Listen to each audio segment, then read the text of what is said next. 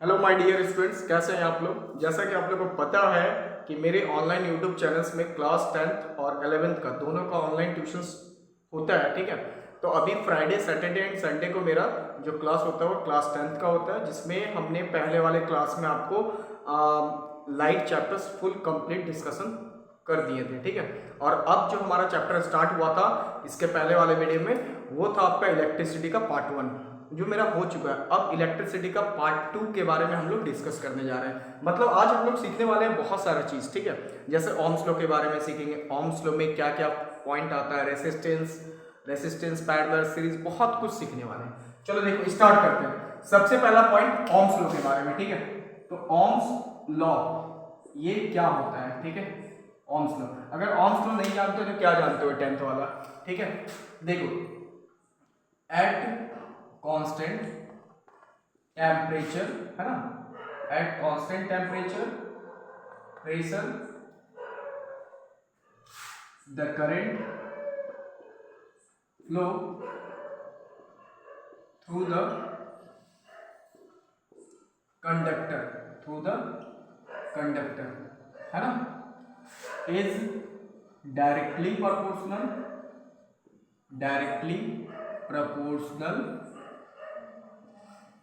To potential difference.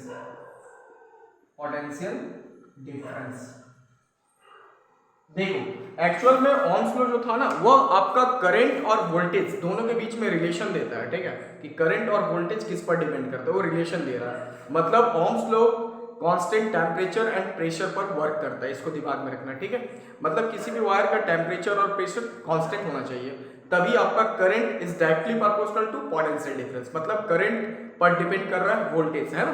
तो देखो, इसके आगे हम लोग फॉर्मूला बनाते हैं। तो I directly proportional to V, अब V directly proportional to I।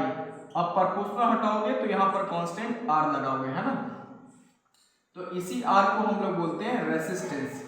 क्या बोलते हैं? Resistance of a conductor. अभी सीखेंगे रेसिस्टेंस क्या होता है, बात की बात है, सीखेंगे रेसिस्टेंस ऑफ द कंडक्टर। फिलहाल ये जान लो, अगर हम लोग इसका फॉर्मूला लें तो R इक्वल टू V बटे I आप ले सकते हो, है ना। अब देखो एक ग्राफ, तो ये एक्चुअल में यूनिफॉर्म ग्राफ होता है, इसको भी दिमाग में रख लो। जैसे ये देखो x y, है ना, तो ये मेरा वोल्टेज, ये मेरा करंट और रिजल्टेंट आपका r, तो ये मेरा यूनिफॉर्म ग्राफ, ठीक है। तो फिलहाल इतना नोट करो पहले, उसके बाद हम लोग रेसिस्टेंस के बारे में फुल डिस्कशन करेंगे।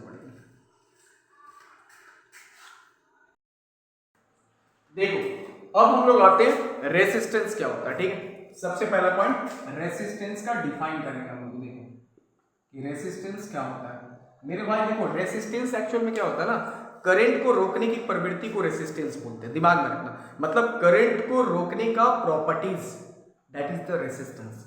अब बोलोगे सर रेसिस्टेंस किस टाइप, बहुत तरीके से हो सकता है यार, ऐसा नहीं है कि रेसिस्टेंस।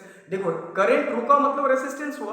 अब आप टेम्परेचर, तार का टेम्परेचर, वायर का टेम्परेचर बढ़ाओगे तो रेसिस्टेंस बढ़ेगा, करंट रुक जाएगा, तार जल जाएगी, है ना। जैसे एक बात और दिमाग में रखना, जैसे बहुत सारे मोहल्ले होते हैं, माने 50 घर अगर है तो उसमें एक ट्रांसफार्मर इंजीनियर बैठा दिया जाता है, जिससे कि आराम से करंट पहुंच पाए।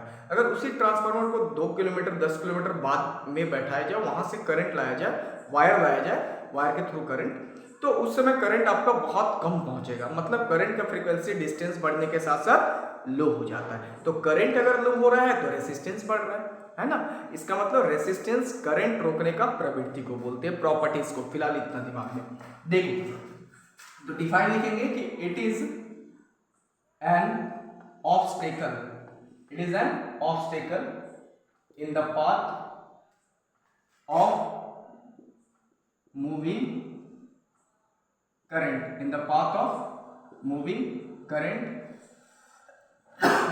through the conductor या wire, that is the resistance। Resistance को हम लोग डेनोट करेंगे किससे, तो इसको हम लोग डेनोट करेंगे R से। मतलब आपका ऐसा यूनिट जो रेसिस्टेंस का होता है वो होता ओम, इसको याद रखना भाई, ओम। रेसिस्टेंस का ऐसा यूनिट ओम, ठीक है। अब देखो यार, ये सिंबल हुआ, अब किस किस फैक्टर पर रेसिस्टेंस डिपेंड करता है ये भी आप लोग को जानना जरूरी है कि फैक्टर डिपेंड ऑन रेसिस्टेंस। ये देखो factor depend on resistance. First point, the resistance depend on length of conductor. Length of conductor देखो चार टॉपिक पर डिपेंड करता है। अगर आप कंडक्टर का लेंथ बढ़ाओगे तो रेसिस्टेंस बढ़ेगा। दूसरा डिपेंड करता है क्रॉस सेक्शनल एरिया पर। थर्ड में डिपेंड करता है टेम्परेचर पर। और फोर्थ में नेचर ऑफ द वायर, मतलब वायर अगर कॉपर का लेते हो, एक तरफ एल्यूमिनियम का लेते हो, तो एल्यूमिनियम का वायर ज्यादा दिन तक टिकेगा नहीं, वो रेसिस्टेंस को ज्यादा पैदा करेगा, और कॉपर रेसिस्टेंस को कम करेगा और करंट आसानी से फ्लो करेगा। देखो तो सेकंड डिपेंड करता है the resistance depend on cross sectional area. Cross sectional area. Third में the resistance depend on nature of wire. Nature of wire. और फोर्थ में ये दिमाग में रखना, फोर्थ पॉइंट में डिपेंड करता है टेम्परेचर पर। The resistance depend on temperature. Temperature पर बड़ा इंपॉर्टेंट पॉइंट है, ठीक है। पहले आप लोग नोट करो, फिर इसका फॉर्मूला ड्राइव करते हैं।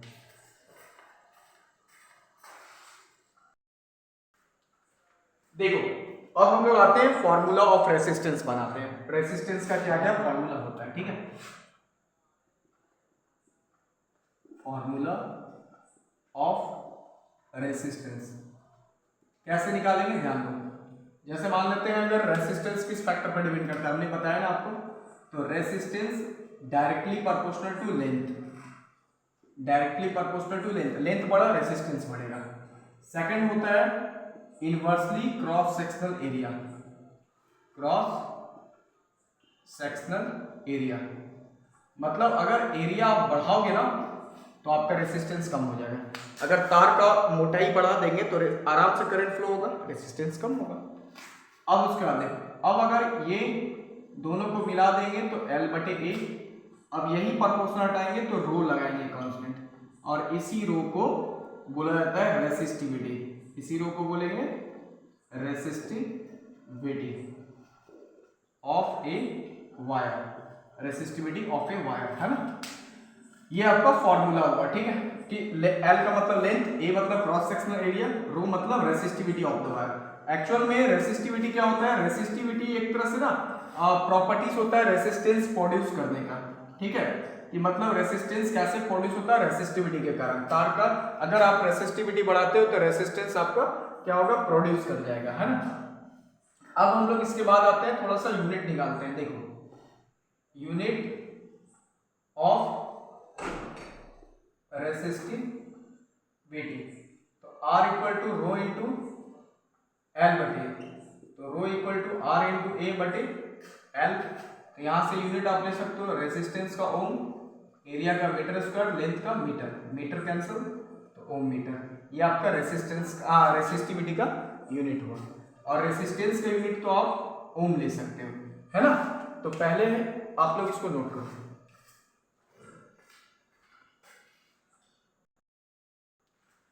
देखो रेसिस्टिविटी डिपेंड करता है नेचर ऑफ द कंडक्टर। इसको भी आप याद रखना कि जो आपका रो है रेसिस्टिविटी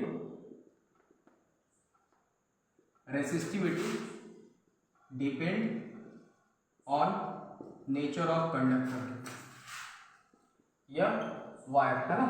दूसरा पॉइंट, अब देखो रेसिस्टेंस डायरेक्टली प्रोपोर्शनल होता है, इसको याद रखना। Resistance directly proportional to temperature, मतलब बड़ा इंपॉर्टेंट पॉइंट है कि अगर वायर का टेम्परेचर बढ़ाते हो तो रेसिस्टेंस बढ़ जाएगा। तो देखो when the temperature increase then resistance also be increase. समझे बच्चे, ऑल्सो बी इंक्रीज। है ना। ये याद रखना कि अगर आप टेम्परेचर बढ़ाते हो तो रेसिस्टेंस आपका बढ़ेगा, और अगर आप टेम्परेचर घटाते हो, when the temperature decreases then resistance also be decreases, है ना। ये बड़ा पॉइंट है। एक बात और, तो ये आपका हुआ मेटल के लिए, मतलब एक तरह से मेटल का मतलब क्या हो गया, कंडक्टर के लिए, ठीक है, याद रखना ये भी आपका कंडक्टर के लिए, ठीक है। और यही अगर आपका सेमीकंडक्टर हुआ तो सेमीकंडक्टर में हमेशा इन्वर्सली हो जाता है। सेमी कंडक्टर के लिए रेसिस्टेंस इन्वर्सली आ जाएगा टेम्परेचर का, मतलब अगर आप टेम्परेचर बढ़ाते हो तो रेसिस्टेंस घटेगा, ठीक है, याद रखना। सेमीकंडक्टर में मतलब ये याद रखना, टेम्परेचर बढ़ा तो रेसिस्टेंस घटेगा सेमीकंडक्टर के लिए, और वही अगर कंडक्टर होता तो दोनों इंक्रीज कर जाएगा, है ना। लिख देते हैं कि when the temperature increases then resistance also decrease in semiconductor। बस ये तो याद रखने का चीज है ना। अभी और भी हम बताने वाले हैं कि प्योर मेटल्स में क्या होता है। प्योर मेटल्स में हमेशा रेसिस्टेंस इंक्रीज होगा, टेम्परेचर वो तो बता ही दिए, है ना। ये सब आप लोग दिमाग में रख सकते हो, ठीक है। और भी जैसे मान लेते हैं रेसिस्टिविटी तो बता दिए किस पर डिपेंड करता है ना। फिलहाल इसको नोट करो।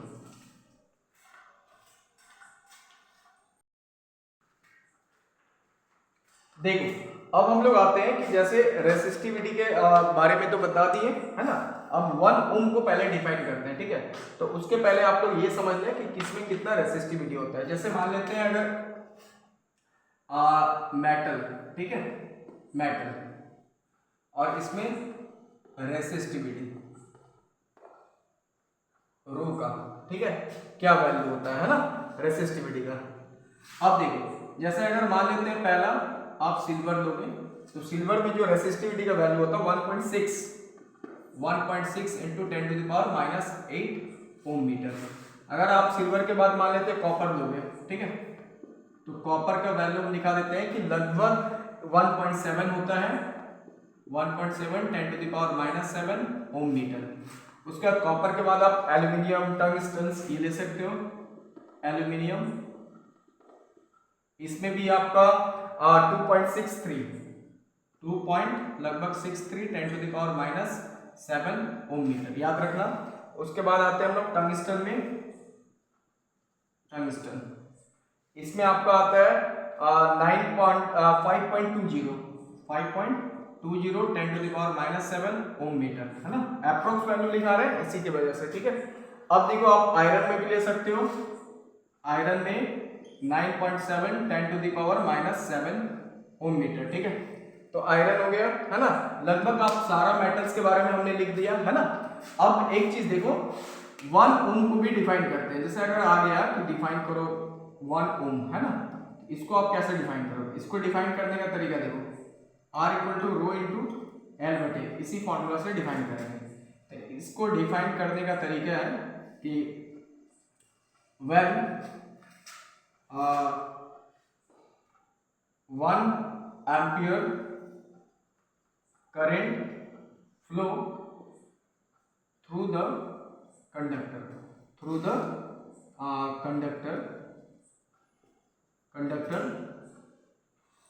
at potential difference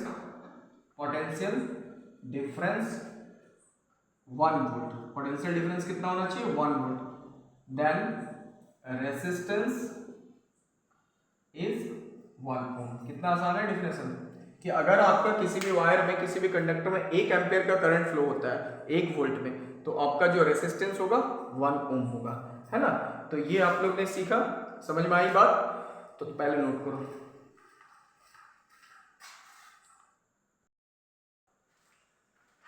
देखो अब हम लोग पढ़ने वाले हैं रेसिस्टर को सीरीज फॉर्म में अटैच करेंगे और एक बार पैरेलल फॉर्म में। देखो फर्स्ट में रेसिस्टर इन सीरीज, है ना।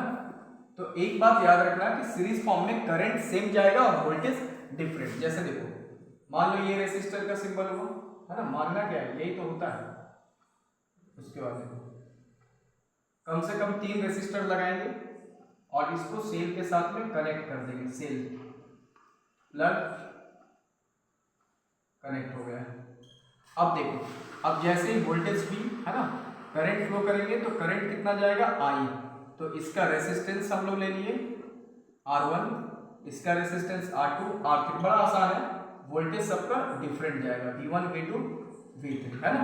अब देखो यहाँ पर, तो आपको एक बात दिमाग में रखना कि सीरीज में क्या होता है ना कि करंट सब में सेम जाता है लेकिन वोल्टेज अलग अलग होता है, ठीक है। अब देखो यहाँ पर, तो करंट सेम बस वोल्टेज डिफरेंट। तो इसका मतलब टोटल वोल्टेज क्या होगा, V1 plus V2 plus V3। Ohm's law use करो, V equal to I R होता है, तो V के प्लेस पर पुट करेंगे आई आर, तो किस फॉर्म में, सीरीज में, RS। V1 के प्लेस पर आई R1, आई R2, आई R3। अब यहां से क्या करेंगे कि I को कॉमन ले लेंगे, तो R1 plus R2 plus R3, ये I कैंसिल हुआ, तो RS बराबर R1 plus R2 plus R3। ये आपका सीरीज फॉर्म। अगर आपका सीरीज फॉर्म में दिया हुआ रेसिस्टर का वैल्यू, तो आप सारे को ऐड कर दो, इक्विवेलेंट रेसिस्टेंस निकलेगा। मतलब ये जो आपका RS है, इसको हम लोग इक्विवेलेंट रेसिस्टेंस बोल सकते हैं, equivalent resistance in series form में। बहुत मजा आता है ऑनलाइन ट्यूशंस देने में, बहुत मजा आता है। देखो एकदम मतलब रम जाना है, खुश करके पढ़ाना है, ठीक है, एकदम इंटरेस्ट लेकर के आपको भी पढ़ना है। देखो, तो अगर मेरे पास मान लेते हैं कि अगर n टर्म्स तक दिया हुआ है, n टर्म्स तक रेसिस्टर दिया हुआ है, ठीक है, दिक्कत एकदम नहीं होगा। देखो n टर्म्स तक दिया, अगर टोटल वैल्यू मेरा सेम हो, मान लो सेम रहेगा n टर्म्स तक, तो मेरा RS सीरीज फॉर्म के लिए क्या फॉर्मूला आएगा, R plus dot dot dot n। इसका मतलब सीरीज फॉर्म के लिए आपका n गुना R। n यहाँ पर क्या है, number of resistor, number of resistor. एक काम करते हैं ना, इस पर एक न्यूमेरिकल्स एक तो कर लेते हैं, मजा आएगा, आप सीख जाओगे फॉर्मूला का यूज कैसे होता है। पहले नोट करो।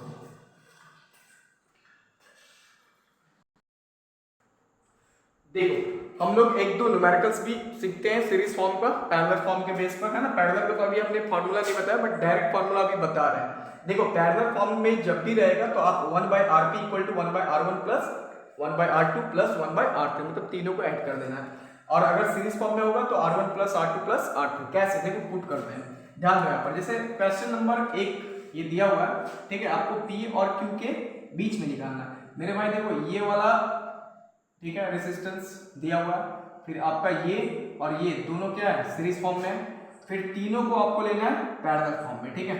तो अब यहाँ पर देखो, सबसे पहले हम सीरीज फॉर्म के लिए निकालते हैं, तो बोले थे ना R1 प्लस R2, देखो लिखा हुआ है, तो R1 का वैल्यू कितना लेंगे, 1 प्लस 1, मतलब 2 ओम रेसिस्टेंस। उसके बाद फिर आपका एक ये दिया हुआ है, तो मान लेते हैं इसका आपको दिया हुआ 8 डैश ले लेते हैं, 1 ओम, और एक 8 डबल डैश, ये कितना दिया है, 2 ओम। तो आप डायरेक्ट भी निकाल सकते हो। तो अब ये दोनों को सीरीज में कर दिए, ठीक है, ये दोनों को सीरीज में हो गया, और तीनों को पैरेलल में कर दो, तो 1/Rp इक्वल टू 1 है ना R1, मान लिए R2 प्लस R3, तो 1/Rp इक्वल टू 1/R1 का वैल्यू कितना हुआ, मान लो 2, और फिर दिया हुआ आपका 1, और ये है ना 1/2। तो अब आप एलसीएम ले लो, कितना आएगा, 2 का एलसीएम 2, मतलब 1 प्लस 2 प्लस 1, यानी कि 4/2। कितना ओम आया, 2 ओम आपका रेसिस्टेंस आया, ठीक है। अब इसको थोड़ा सा हम रफ कर देते हैं, यहीं पर सॉल्व कर देंगे, देखो। उसके बाद क्वेश्चन नंबर 2 देखते हैं। तो 2 क्वेश्चन में क्या दिया हुआ, ये और ये सीरीज फॉर्म में है, तो सबसे पहले सीरीज फॉर्म में निकाल लो, ऐड कर लो, 2 ओम कितना होगा, 2 प्लस 2 4 ओम, ठीक है। ये दोनों भी सीरीज में दिया है, दोनों को ऐड कर दो फिर से सीरीज में, तो 2 प्लस 2 दैट मीन्स 4 ओम, ठीक है। फिर ये और ये दोनों सीरीज में दिया है, फिर से ऐड करो, 2 प्लस 2 4 ओम। अब ये तीनों मेरा किस फॉर्म में हो गया, पैरेलल में, तो आप आराम से 1/Rp equal to 1/4 plus 1/4 plus 1/4 मतलब मेरे बच्चे देख 111 3/4 यानी आरपी का वैल्यू कितना आ गया, इसको ऊपर कर देना 4/3 ओम। समझ में आया बात? आप लोग न्यूमेरिकल्स भी समझ रहे होंगे। अब हम लोग आते हैं पैरेलल फॉर्म।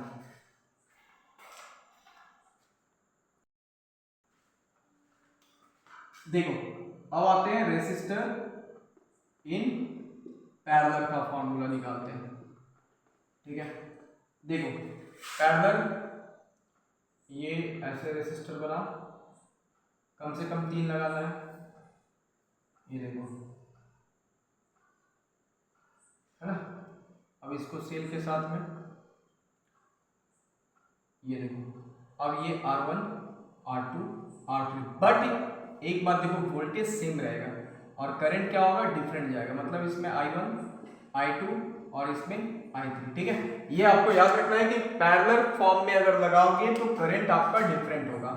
पैरेलल में करंट डिफरेंट जाएगा बट वोल्टेज सेम जाएगा। ठीक है, अब देखो यहाँ पर तो मेरा करंट डिफरेंट है तो I = I1 + I2 + I3 है ना।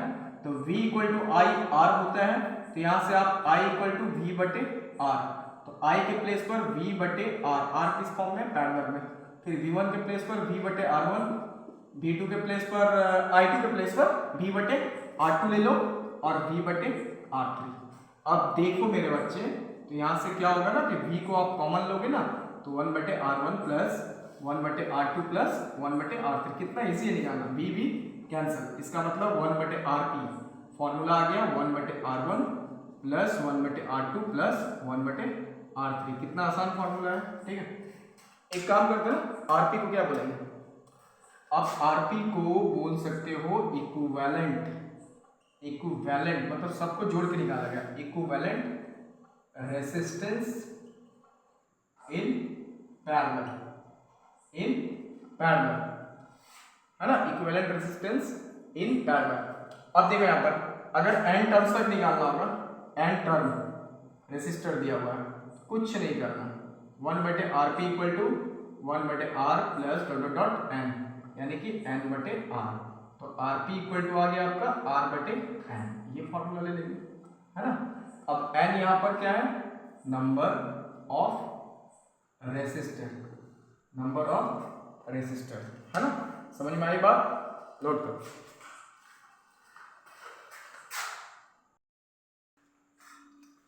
देखो अब हम लोग आते हैं heating effect of electric current के बारे में, है ना।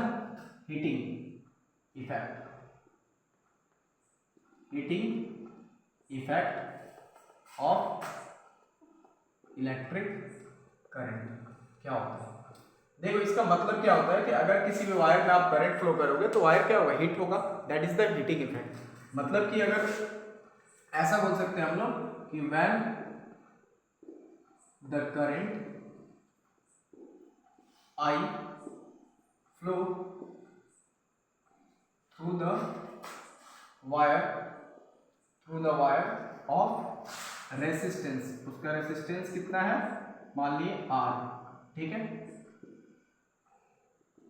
in a given time, in a given time, then it is produced। यही बोलते हैं ना कि अगर किसी भी वायर में करंट फ्लो किया जाए टाइम t पर, अगर किसी भी वायर में करंट फ्लो करते हो, मान लो टाइम कुछ तो होगा, तो उसमें जो heat produce, that is the heating effect.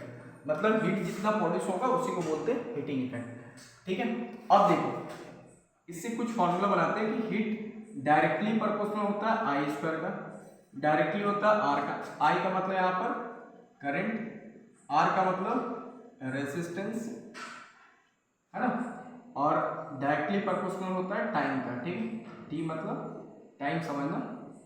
तो तीनों को अगर मिला देंगे तो I² RT, आप प्रोपोर्शनल हटाओगे, कांस्टेंट K लगा दोगे तो I² RT, तो K का वैल्यू 1। इसका मतलब आपका हीटिंग इफेक्ट का फॉर्मूला कितना आया, I² RT। ये होता है हीट एनर्जी का, है ना, कि अगर करंट फ्लो करते हो वायर में तो उसमें हीट एनर्जी कितना फ्लो होता है, I² RT। आप इसका यूज कर सकते हो न्यूमेरिकल्स में। और हीट एनर्जी को ही तो वर्क भी बोला जाता है, तो W = I² RT ये लिया जाता है। समझ में आया? Heat energy is equal to work done, that is. अब देखो इसके बाद, अब मान लेते हैं कुछ और भी फॉर्मूला आप ले सकते हो इससे रिलेटेड। कैसे आप इसको डिराइव कर सकते हो? देखो, जैसे मान लेते हैं v equal to work by charge पढ़ाया था ना, तो वर्क डन बराबर क्या होगा? v into charge. तो इसका मतलब चार्ज इक्वल टू क्या होता है? q equal to I T, current into time. ये भी लिया जाता है वर्क डन का, है ना, वोल्टेज करंट और टाइम का रिलेशन वी आई टी। ठीक है, अभी बहुत सारा फॉर्मूला देखेंगे, अभी इसको हीट एनर्जी को पहले नोट करो।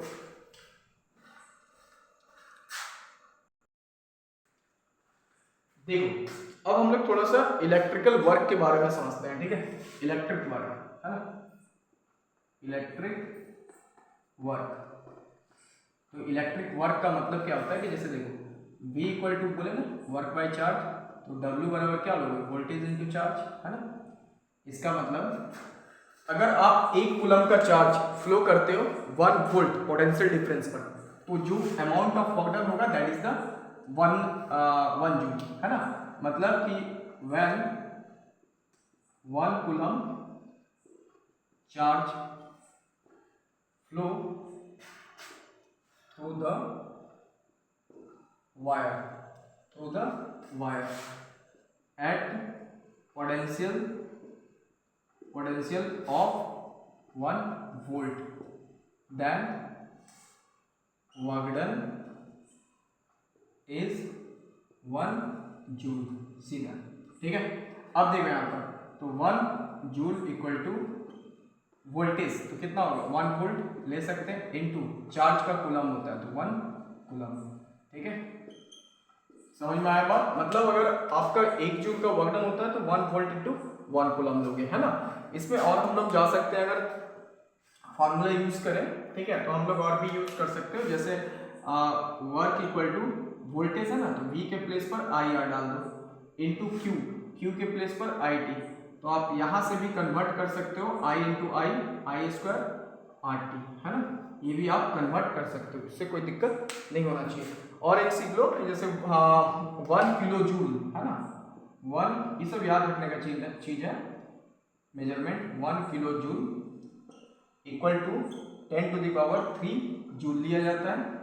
ठीक है, उसके बाद 1 mega joule equal to 10 to the power 6 joule. ये सब शॉर्टकट की में याद रख सकते हो, है ना। तो अब हम लोग मिलेंगे आपको नेक्स्ट वाले वीडियो में, जो कि इलेक्ट्रिक पावर, फिलामेंट और कुछ न्यूमेरिकल्स करेंगे इलेक्ट्रिसिटी का। अभी हमारा पार्ट 2 कंप्लीट हुआ, है ना। आप लोग इस वीडियो को देखें और जज करें, ठीक है, ऑनलाइन क्लासेस को यूज करें, है ना। Thank you.